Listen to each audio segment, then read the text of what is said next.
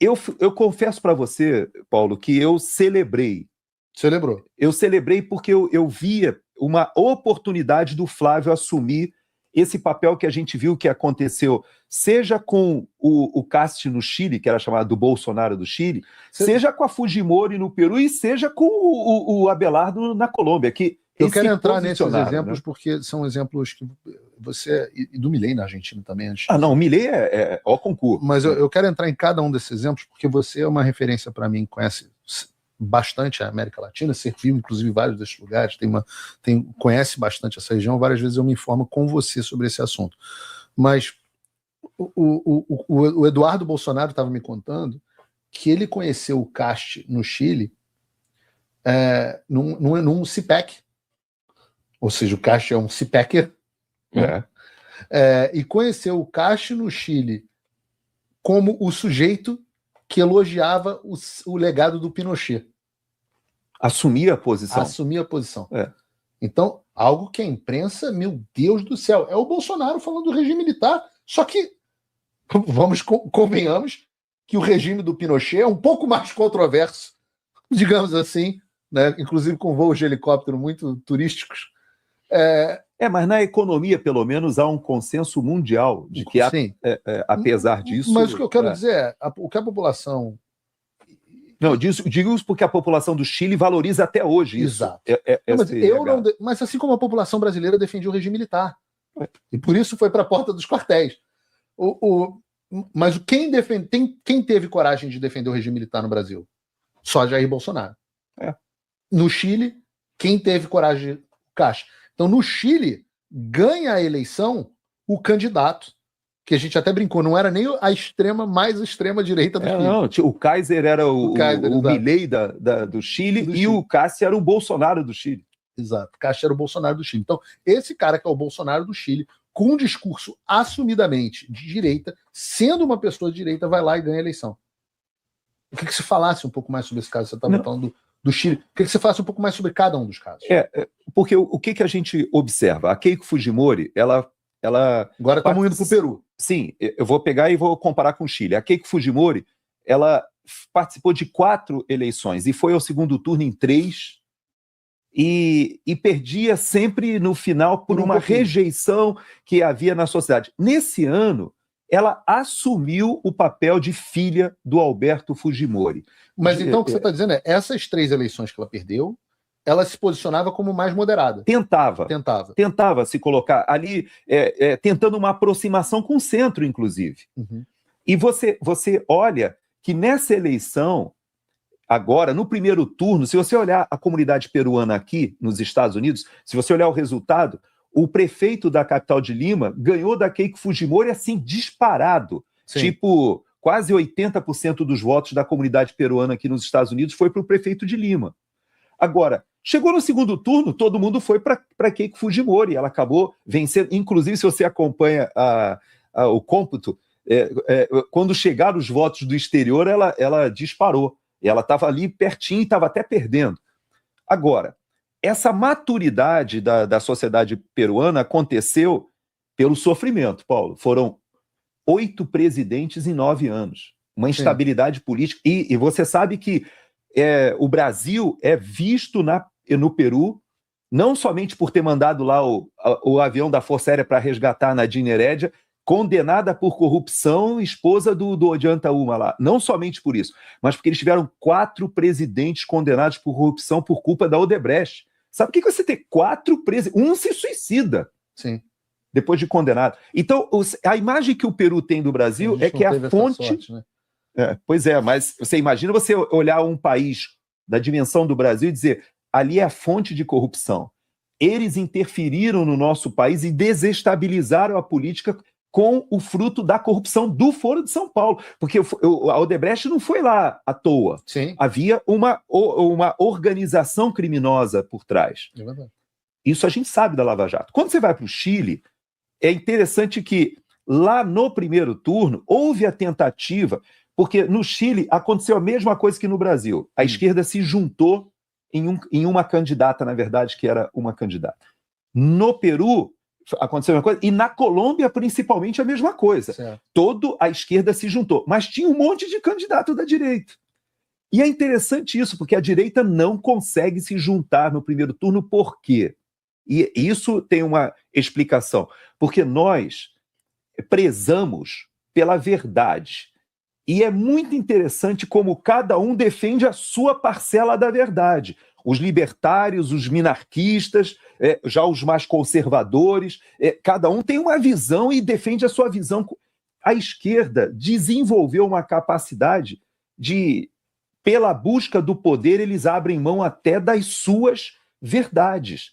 Você não tem uma esquerda, um bloco monolítico na esquerda, mas eles têm uma noção de disputa pelo poder, que eles fazem isso, se submetem e convergem. Mas isso o processo de 2 turnos oportuniza nas sociedades que amadurecem. Por isso que eu faço essa pergunta para você com toda sinceridade. Antes de você fazer a pergunta, o Kashi, então, no Chile, faz uma campanha à direita, então, no segundo turno. Muito, muito. Ele se posicionou e a população... Por que onde é a decisão? A decisão é a seguinte: quem passa para o segundo turno? Isso. Essa é a decisão que a gente tem que discutir. Quem é que passou para o segundo turno? Foi quem se posicionou honestamente para o seu eleitorado, para a sua base. Ele trabalhou. E quem foi que o apoiou para vencer? As outras correntes, algumas até de centro. Aliás, eu posso até afirmar que sem o centro, nenhum desses ganharia no segundo turno. Então, também a gente tem essa questão. Eu tenho esse problema também, né? Que a gente estigmatiza o centro e a gente acaba tornando o centro como se fosse algo tão pernicioso e esquece que ninguém ganha sem o centro. Agora, só passa ao segundo turno, e esse é o desafio, só passa ao segundo turno Você quem acha se que há posiciona. um desafio do Flávio ir para o segundo turno?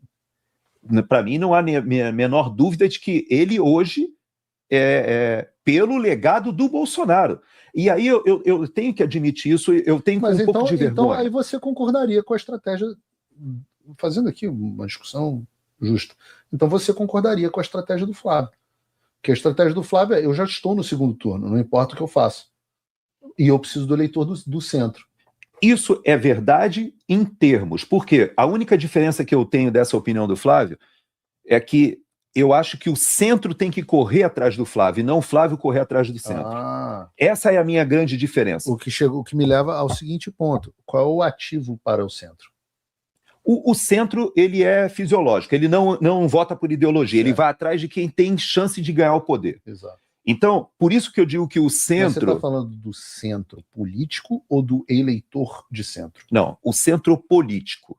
Porque o eleitor de centro, cara, o eleitor de centro vai votar, que não é bolsonarista, vai votar responsavelmente, ou porque está pesando no bolso. Eu acredito que o bolso é o que vai pesar muito nessa eleição, o Nordeste principalmente. O eleitor de centro, ou vou chamar assim, o eleitor que não é ideologicamente conquistado, é aquele eleitor ou isento ou que para ele é indiferente, não politizado. Não politizado, mas pesou no bolso. Ele já teve o efeito Biden, e quando eu falo efeito Biden é porque o governo Lula 3 é o governo Biden após a eleição de 2020 aqui nos Estados Unidos. Sim. Ou seja, a população teve a oportunidade de comparar o Trump nojento, o Trump esteticamente repulsivo, porque era assim que aconteceu com grande parte da população do primeiro mandato dele, no meio de pandemia, aquela confusão toda, com o Biden. E eles chegaram à conclusão de seguinte: meu Deus do céu, se o Trump tivesse sido reeleito, a gente não estava com o país afundando. E eles chegaram a essa conclusão. Como o brasileiro vai chegar a essa conclusão com Lula em relação, por exemplo, à economia? Então, o eleitor de centro vai ter que tomar uma decisão. Eu quero jogar o país no precipício ou eu vou votar no Flávio Bolsonaro? Tudo bem.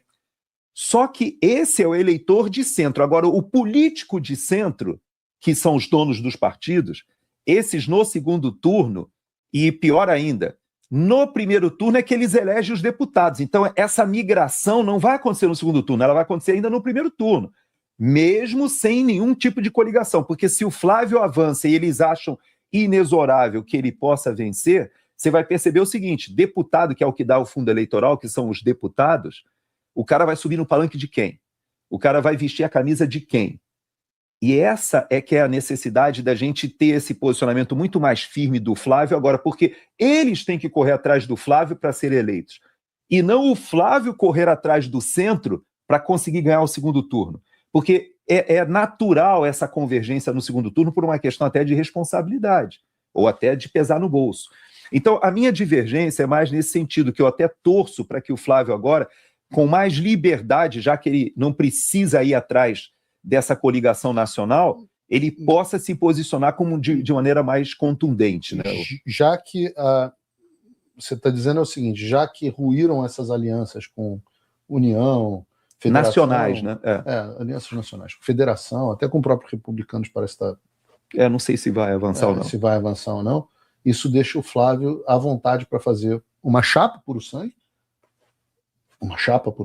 e uma campanha de fato à direita, sem precisar agradar o centro. Não poder esquecer que o centro não está fora da campanha do Flávio. O que o centro fez foi o seguinte: nós damos liberdade para que as oligarquias regionais se posicionem. Então significa que vai ter local em que quem vai dar palanque para o Flávio vai ser o centro. Sim, claro. Ou vou colocar de outra forma, quem vai querer subir no palanque do Flávio vai ser o centro. Sim. Então você vai ter estados... Você pega São Paulo, por exemplo. Quem são os candidatos que estão ali despontando?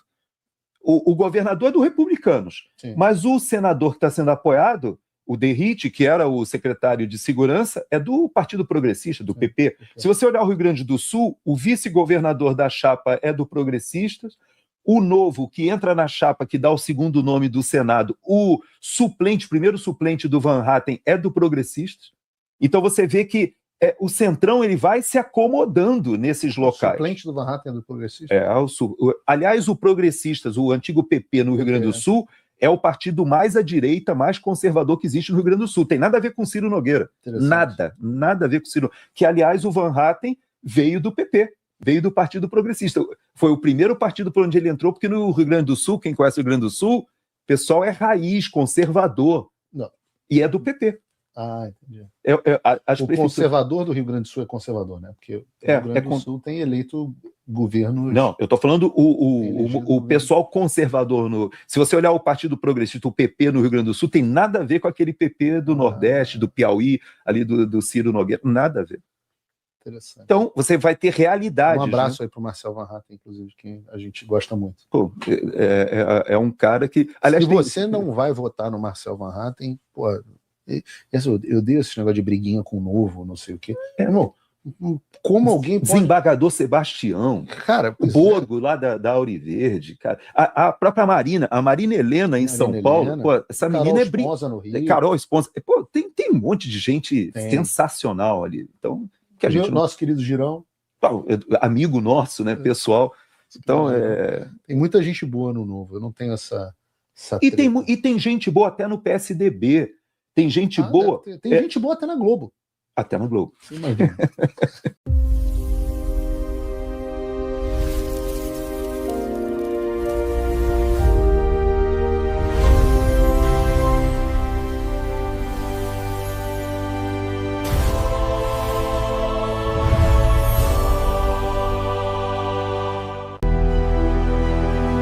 Experience the future. The world's leading displays,